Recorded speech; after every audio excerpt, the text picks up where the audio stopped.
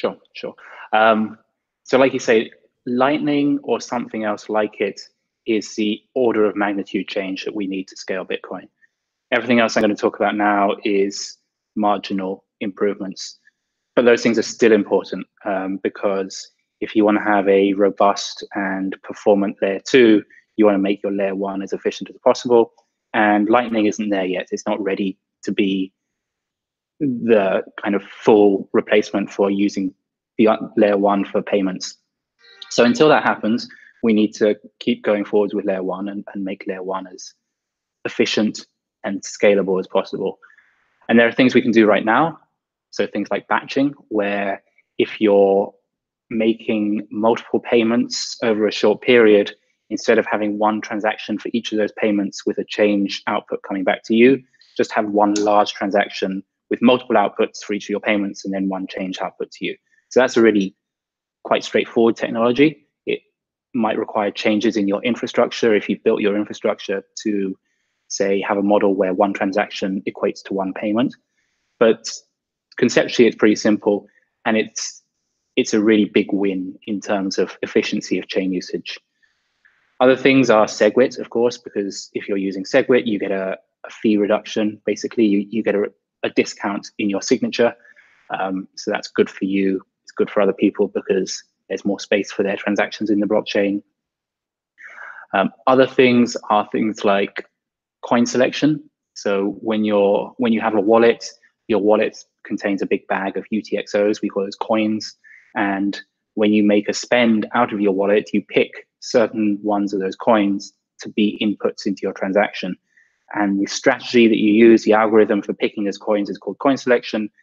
And the way you do that, which strategy you use, has a big impact on the fees you pay, on whether you end up with very small outputs as change, dusty, uneconomical change outputs, also impacts your privacy. So that is a scaling technology. Fee estimation, you could argue, is a scaling technology because a lot of wallets don't have good fee estimation and they overpay fees. So even if you have a transaction which is not urgent, you're paying a large fee, which is bad for you, but it's also bad for the network because you're bidding up the cost of everyone else getting into a block if you're paying an inappropriate fee. There's probably more right now, and there's a really good wiki page from David Harding kind of documenting and laying out all of those scaling technologies that we can use right now. But coming along, we'll have Schnorr, and Schnorr is a great scaling technology, and it's a great privacy and fungibility technology. It's good for scaling because, well, first of all, a Schnorr signature encoded with the encoding that Peter Wuller has proposed in a recent BIP is 64 bytes. An ECDSA signature encoded with DER is 73 or 72 or 71 bytes. It's a variable size. Now that's not a property of Schnorr versus ECDSA. It's a property of the encoding that we're using for those different signature types. And the DER encoding, which is what Satoshi chose back in 2009 or 2008 when he was using OpenSSL, is just needlessly inefficient in terms of size. So just that, you get slightly smaller signatures. That's good.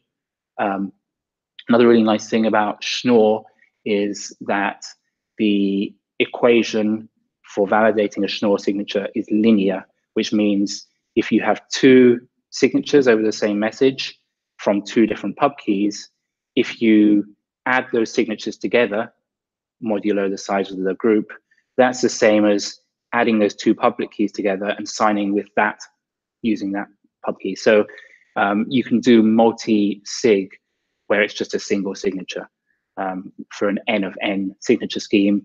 And with a bit of setup off-chain, you can do a K of N multi-sig, doing a threshold signature. So that makes multi-sig look just like a single signature. And currently in Bitcoin, if you want multi-sig, if you want, say, a 3 of 5 multi-sig, the spend needs to have 3 different signatures on, and that's really big. If you want a 3 of 5 multi-sig with Schnorr, it's just a single signature. So that's really good for scale because your transactions are smaller. It's also really good for fungibility and privacy because your transaction just looks like any other transaction. If we take that a bit further and we add in Taproot, that's another technology that's being proposed and might be part of the next soft fork. Taproot is a system where you can have any arbitrarily complex script as a spending condition for your transaction. But in the best case, if all of those conditions are met and everyone agrees those conditions are met, you can fall back to just having a multi-sig, and that covers the spend. So in the best case, or in the majority case, say 99% of the time where everyone agrees, they just do a multi-sig and it just looks like any other transaction. And all of that complexity of the conditions of spend are hidden and never hit the blockchain. So again, that's really good for scale because you just have one single signature check. It's really good for privacy because no one sees what your conditions of spend were. And it's really good for fungibility because everything looks the same. So those are those are just two really nice benefits of Schnorr. Looking forward even further, with Schnorr, we would have the potential to aggregate signatures across multiple inputs to a transaction. So say you have 5 coins in your wallet and you put them all into a single transaction for a payment out. Instead of having a signature for each of those 5 inputs, you could have an aggregate signature across all of those. So you just have one signature for the transaction. Now that's a bit more complex to do. It requires kind of a change in the model of the way that we validate transactions. So that's not being proposed for the initial soft fork. I mean, we don't have a proposal for the initial soft fork, but that won't be part of that initial soft fork. That'll be something down the line. So there's a bunch of things coming along which would make layer 1 just a lot more efficient. And then that kind of propagates up to layer 2, because if your layer 1 is more efficient, then, for example, with Lightning, you can fit more channel opens and closes into each block. So a well-running, clean-running layer 1 is really good for layer 2. It kind of you get this